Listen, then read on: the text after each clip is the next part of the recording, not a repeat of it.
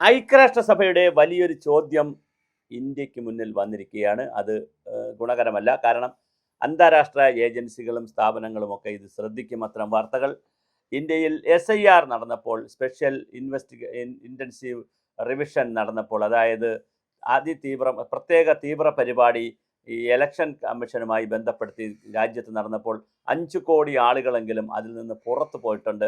പ്രത്യേകിച്ച് ബംഗാളിലും അതുപോലെ ബീഹാറിലുമൊക്കെ തെരഞ്ഞെടുപ്പ് നടന്ന സ്ഥലങ്ങളിൽ വലിയ തോതിലാണ് ആളുകൾ പുറത്തായിരിക്കുന്നത്. അതിൽ ഒരു വലിയ ന്യൂനപക്ഷം, ഈ പ്രത്യേകിച്ച് മുസ്ലിം ന്യൂനപക്ഷം അതിനകത്തുണ്ട് എന്നൊരു വാർത്ത ഗൗരവമായി UN സമിതി എടുത്തിരിക്കുന്നു. ഐക്യരാഷ്ട്ര സമിതി, യുണൈറ്റഡ് നേഷൻസിൻ്റെ സമിതി അത് വളരെ ഗൗരവമായി ഇന്ത്യ ഗവൺമെൻറ്റിനോട് വിശദീകരണം ചോദിച്ചിരിക്കുകയാണ്. വിശദീകരണം എന്ന് പറയാൻ കഴിയില്ല.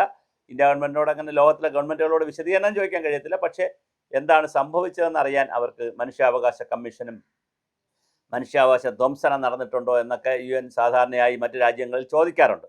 അങ്ങനെ ഇന്ത്യ ഗവൺമെൻറ്റിനോട് ചോദിച്ചിരിക്കുകയാണ്. പക്ഷേ അതൊരു പരിഹരിക്കപ്പെടേണ്ട വിഷയം തന്നെയാണ്. കാരണം SIR-ൽ ഈ പറഞ്ഞതുപോലെ ഏതെങ്കിലും മതവിഭാഗത്തെയോ ജാതി വിഭാഗത്തെയോ അല്ലെങ്കിൽ ഏതെങ്കിലും ഒരു പ്രദേശത്തെയോ ഉൾക്കൊള്ളുകയോ അധികമായി ഉൾക്കൊള്ളുകയോ ഉൾക്കൊള്ളാതിരിക്കുകയോ ചെയ്യുന്നത് ഒരു കാരണവശാലും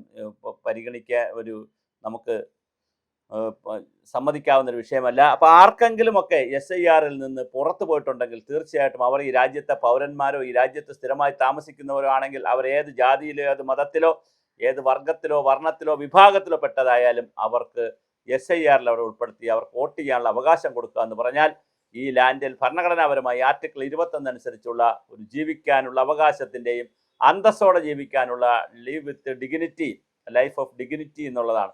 അന്തസ്സോടുകൂടി ഇവിടെ ജീവിക്കാനുള്ള ഒരു പ്രധാനപ്പെട്ട ഘടകമാണ്. അന്തസ്സിൻ്റെ ഒരു മാനദണ്ഡം തന്നെയാണ് ഒരു രാജ്യത്ത് ഒരു തെരഞ്ഞെടുപ്പ് പട്ടിക പുതുക്കുമ്പോൾ തങ്ങൾ അതിൽ നിന്ന് ഒഴിവാക്കി പോകുന്നു അല്ലെങ്കിൽ കുറച്ച് പേർ അതിൽ നിന്ന് മാറിപ്പോകുന്നു എന്ന് പറയുമ്പോൾ അവർക്കുണ്ടാകുന്ന മാനസിക വിഷമവും പൊതുസമൂഹം അവരെ കാണുന്നതുമൊക്കെ വലിയ പ്രശ്നം തന്നെയാണ്. അതുകൊണ്ട് തന്നെ അന്തസ്സോടെ ജീവിക്കാനുള്ള ലീവ് വിത്ത് ഡിഗ്നിറ്റി എന്ന കാഴ്ചപ്പാടിൽ വളരെ ഗൗരവമായ ഒരു ഇടപെടൽ ആവശ്യമുണ്ട്. ഐക്യരാഷ്ട്രസഭ ഇതിനകത്ത് കൃത്യമായി ഇടപെട്ടിട്ടുണ്ട്. അതിനെ സംബന്ധിച്ചുള്ള ചോദ്യങ്ങൾ ഇന്ത്യ ഗവൺമെൻറ്റിനോട് ചോദിച്ചിട്ടുണ്ട്. അതവർ മറുപടി കൊടുക്കണം. SIR ഇലക്ഷൻ കമ്മീഷൻ്റേതാണെന്ന് വേണമെങ്കിൽ പറഞ്ഞ് ഇന്ത്യ ഗവൺമെൻറ്റിന് തലകൂരാം. പക്ഷേ ഇലക്ഷൻ കമ്മീഷൻ്റേതാണെന്ന് പറയുമ്പോഴും ഇലക്ഷൻ കമ്മീഷനും ഇതിന് ഉത്തരം പറയേണ്ടതുണ്ട്. കാരണം ഒരു രാജ്യത്തിലെ വലിയ 140 കോടി ജനങ്ങളുടെ ഒരു തെരഞ്ഞെടുപ്പ് നടക്കുന്ന ഇടങ്ങളിൽ, അതിൽ ബീഹാറിലും പശ്ചിമ ബംഗാളിലുമൊക്കെ ഈ അടുത്തിടെ നടന്ന തെരഞ്ഞെടുപ്പിൽ 5 കോടി ആളുകൾ എന്ന് പറഞ്ഞാൽ ചെറിയ നമ്പറല്ല. 10,000, 2,000, 10,000, 1 ലക്ഷം, 5 ലക്ഷം, 10 ലക്ഷം പോലല്ല. 5 കോടി ആളുകൾ എന്ന് പറഞ്ഞാൽ വലിയൊരു സംഖ്യയാണ്. ആ സംഖ്യയിലുള്ള ജനസംഖ്യയ്ക്ക് വോട്ട് ചെയ്യാൻ അവകാശമില്ല. അവരെ പർപ്പസായിട്ട് മാറ്റിയതാണ് എന്നൊരു തോന്നലുണ്ടെങ്കിൽ തീർച്ചയായിട്ടും അത് പരിഹരിക്കപ്പെടേണ്ടതാണ്. അത് ഈ വോട്ടെടുപ്പിൽ അല്ലെങ്കിൽ കൃത്രിമ കാർഡ് തയ്യാറാക്കുന്നതിലുള്ള സാങ്കേതികത്വമാണെങ്കിൽ ആ സാങ്കേതികത്വം പരിഹരിക്കേണ്ടതാണ്. എന്തായാലും SIR-ലുള്ള ഈ ഒരു കറുത്ത സ്പോട്ട് ഐക്യരാഷ്ട്രസഭ വരെ ചോദിച്ചു എന്നുള്ളത് ചെറിയ കാര്യമല്ല.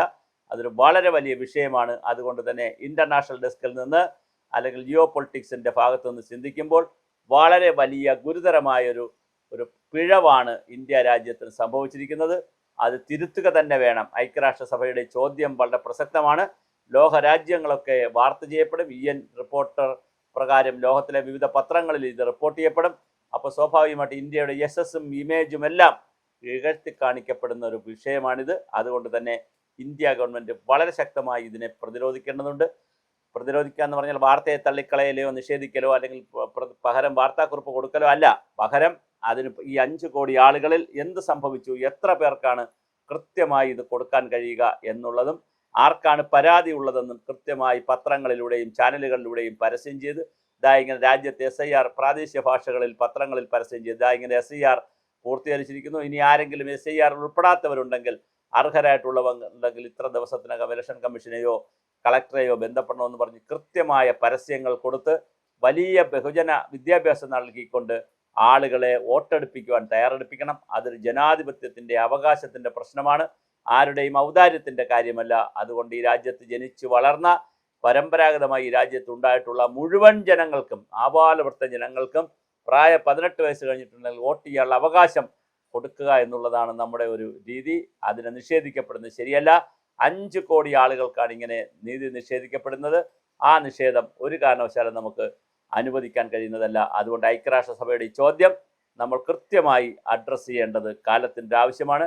ഇന്ത്യയുടെ ജനാധിപത്യ മതേതര സ്വഭാവം വെച്ചിട്ടും അതുപോലെ തന്നെ ഇന്ത്യയുടെ നാനാത്വത്തിൽ ഏകത്വം എന്നുള്ള യൂണിറ്റി ആൻഡ് ഡൈവേഴ്സിറ്റി എന്ന കാഴ്ചപ്പാട് വെച്ചിട്ടും ഒരു സനാതന ധർമ്മത്തിൻ്റെ കാഴ്ചപ്പാട്, ഏത് കാഴ്ചപ്പാട് എടുത്ത് നോക്കിയാലും, ഇന്ത്യയിൽ ഏത് തരത്തിലുള്ള കാഴ്ചപ്പാടുകൾ എടുത്ത് നോക്കിയാലും ഇതിനകത്ത് കൃത്യമായി വോട്ട് ചെയ്യാൻ അവസരം കൊടുക്കണം.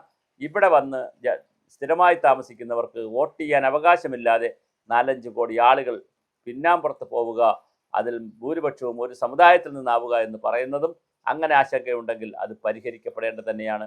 കൃത്യമായ ഇവാലുവേഷൻ ഈ രംഗത്ത് നടക്കണം. ഇലക്ഷൻ കമ്മീഷൻ അത് വീണ്ടും ചെയ്യാവുന്നതാണ്. പത്രപരസ്യത്തിലൂടെയും പല രൂപത്തിലും ജനങ്ങളെ സമീപിച്ച് ജനങ്ങളിൽ നിന്ന് അഭിപ്രായം എടുത്തുകൊണ്ട് തീർച്ചയായും അതിൻ്റെ എല്ലാ പിഴവുകളും അടച്ചുകൊണ്ട് അവസാനത്തെ ആളിനും വോട്ട് ചെയ്യാനുള്ള അവസരവും വോട്ടേഴ്സ് ലിസ്റ്റിൽ പേര് ചേർക്കാനുള്ള അവസരവും നൽകാവുന്നതാണ്.